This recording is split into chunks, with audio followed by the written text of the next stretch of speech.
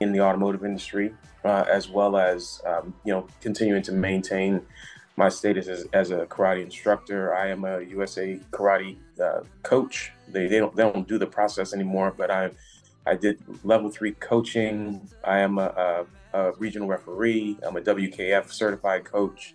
So I try to strike a balance between kind of what I do in my professional life and in my karate life, and I try and use everything that I've learned in my karate life to reinforce what I do in my professional life.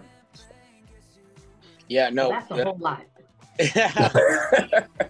I was gonna say, with all due respect, Sensei Marques, I think there's no balance. You're just crushing it. You just gotta go as full, no pun intended, full throttle all the way through. You know? Thanks, Cam. I appreciate it. I appreciate it.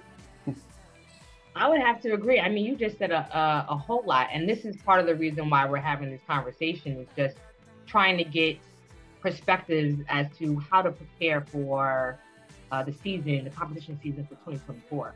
And with all of what you just said and all of that you have accomplished and are currently involved in, the same thing with Cam, it's just how do we do that? What can we share with people, within the karate community, and how to really balance that and be effective in doing so?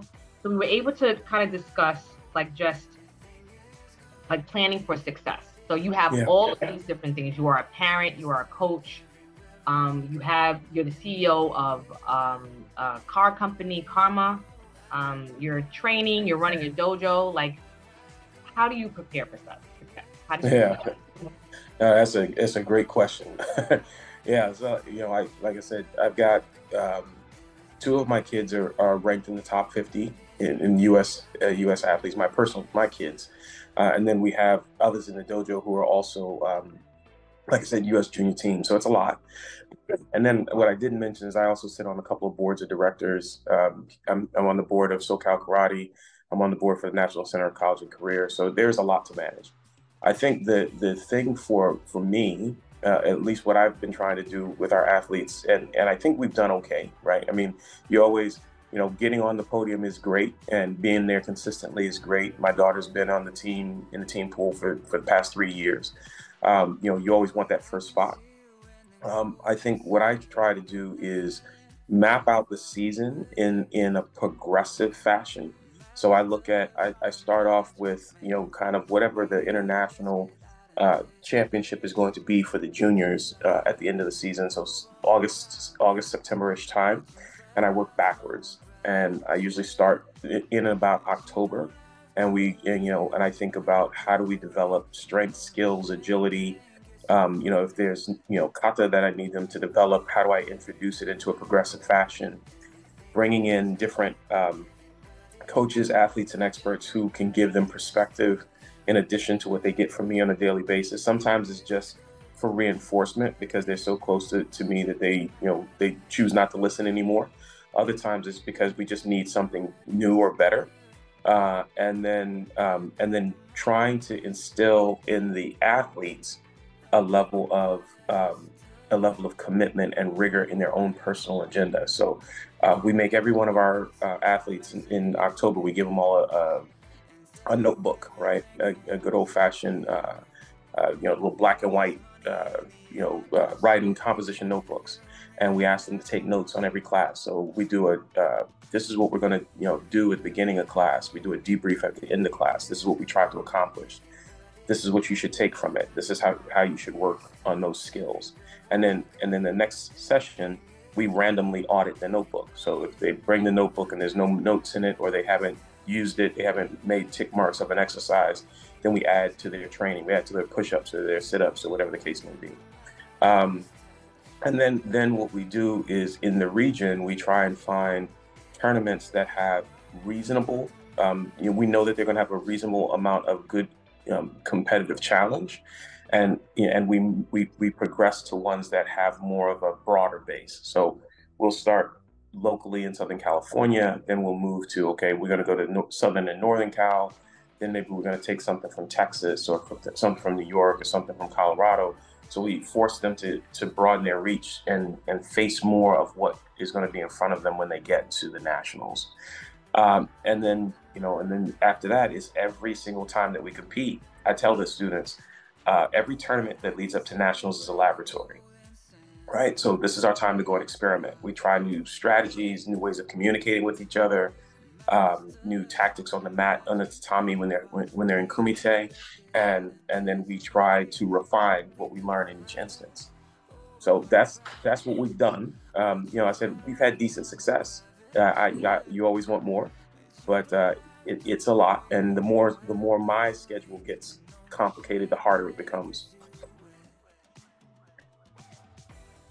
And I wanted to touch a little bit on that. Journaling, I know, Cameron, you specifically had shared that with one of our training camps, that when we were competing, you shared that you journaled too. Can you kind of speak on that?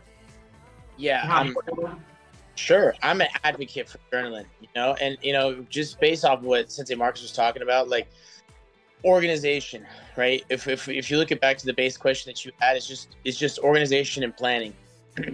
Right, and as far as the sensei or coach end of the spectrum goes, I'm very sad. Like, I found relation points to everything that he was saying. I'm trying to mimic as well within, or whether it's for my own students or for the regional athletes that we have to look at for a national program. But looking at the journaling itself, it's this tool that's underrated, number one, and then number two, there's so many different uses. Whether it's day-to-day progress reports, it's just what I call them, based off of what Sensei Marques was just saying, where your checklist of what's going on today, what our agenda is, what we're trying to get done, what we're accomplishing, and then basically the inventory after, what worked, what didn't, right? But then for me personally, I looked at it from like a sports psych perspective, where it was like, hey, I need to better my relationship with the sport, and that's just a personal struggle or a challenge that I went through, and that's what I used as a tool for primarily.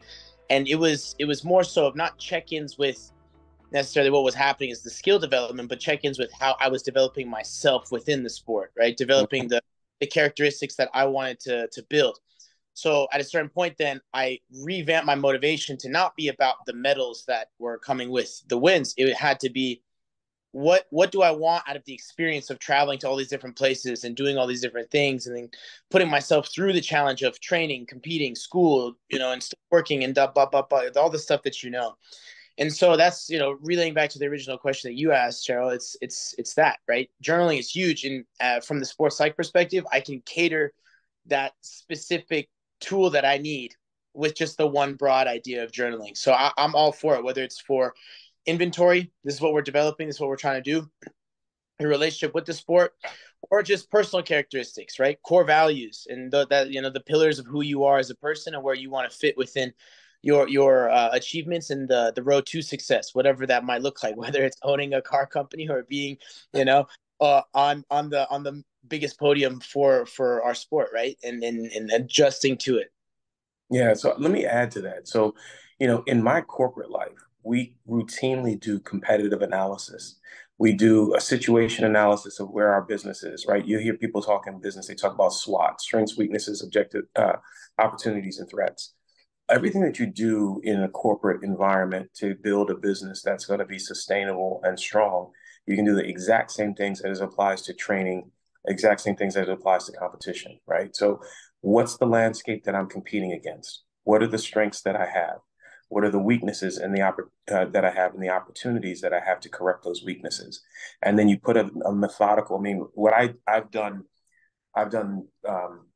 3 corporate turnarounds in my life, and it always starts off with, what's the problem statement? Why is the business in a bad position? What is our objective for the business in 6 months? And we usually go 6 months, a year, 18 months, 24 months. And then you build a functional plan against that with core performance indicators, right? Your KPIs. You can do the exact same thing for an athlete. Okay. And so, because most of my athletes are juniors, I introduce the rigor. I try not to overdo it, because I think it'll be a little overwhelming to them sometimes. But the concept is the same. And that's exactly what Cam was just talking about. All of this is fantastic information, and it's really, really important because, like I was saying, and just making sure to bring this to people's attention as to, well, where do I start? How do I prepare for the next year and it being effective, efficient, and successful. And so what I'm hearing is basically what Cam kind of summarized as well, is just organizing and planning. And then you actually gave specific things as to do. You need to assess and then come up with a solution. And then now you have a resolution on how to actually attack those specific assessments. So I think that's absolutely great in doing so.